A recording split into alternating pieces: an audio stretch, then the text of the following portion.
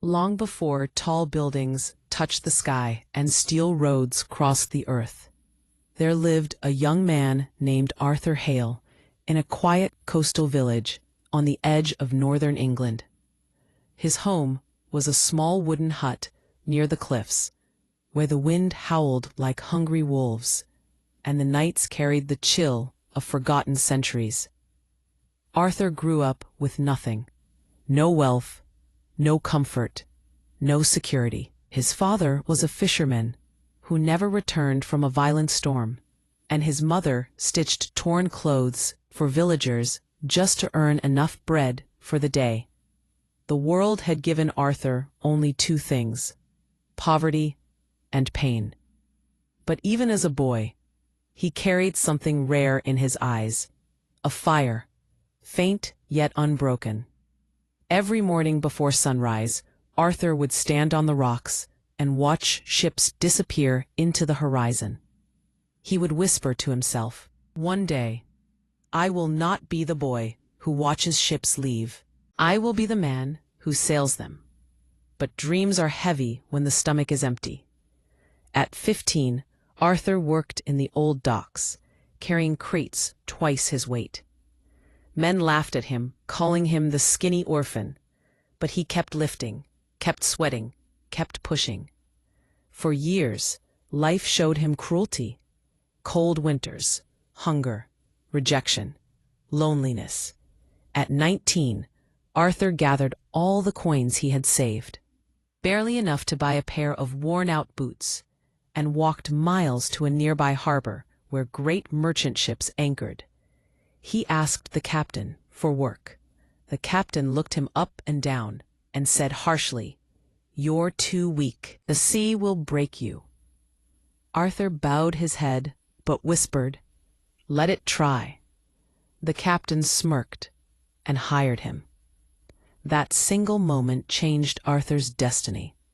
Life at sea was merciless. Storms struck without warning. Waves rose taller than houses. Men shouted, fought, broke, surrendered. But Arthur didn't. He tied ropes faster than anyone. He climbed masts during storms others hid from. His hands bled, his back tore, his body shook, but he never stepped away from pain. And slowly, the crew began respecting the skinny orphan. One night, after surviving a brutal storm, the old captain approached him and said, "You have something most men lose: courage.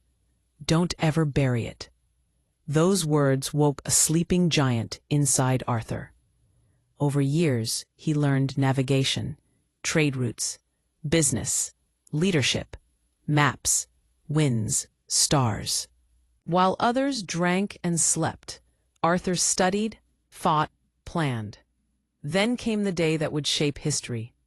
A merchant in Norway needed someone brave enough to carry rare goods across dangerous waters where pirates roamed. Every sailor stepped back. Arthur stepped forward. With a borrowed ship, a crew of 5, and more determination than money, he began a journey most believed would end in death. But Arthur had something the sea respected: willpower stronger than fear. He outsmarted pirates. He sailed through storms. He delivered every crate safely. Norway's merchants paid him generously, more money than he had ever seen, and trusted him with bigger routes, bigger responsibilities, and bigger opportunities. Within a few years, Arthur Hale owned 3 ships, then 10, then entire fleets. He traded with England, Norway, France, Iceland, and distant lands. He built ports, warehouses, and businesses across Europe. And the boy who once carried crates for bread became one of the wealthiest men of his era. Yet he never forgot the cliffs of his village. When he finally returned home as an old man, villagers gathered around him like he was a legend from another world. Children asked, "Sir Arthur, how did you become so great?" Arthur knelt, placed a hand on a young boy's shoulder, and said, I wasn't born great. I was born hungry. The world gave me nothing, so I built everything with my own hands. Remember this. If you do not fear hardship, the world cannot stop you. The boy's eyes widened, soaking his words like seeds into soil. And that is how Arthur Hale, a poor, fatherless fisherman's son, became a name written in the old books of Europe, remembered not for his wealth, but for his unstoppable courage. This old story still whispers across generations. You can rise, you can transform, you can rebuild yourself from dust.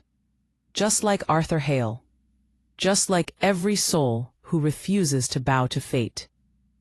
If this story touched your heart, don't forget to subscribe for more powerful stories inspired by Eric Bertrand Larssen.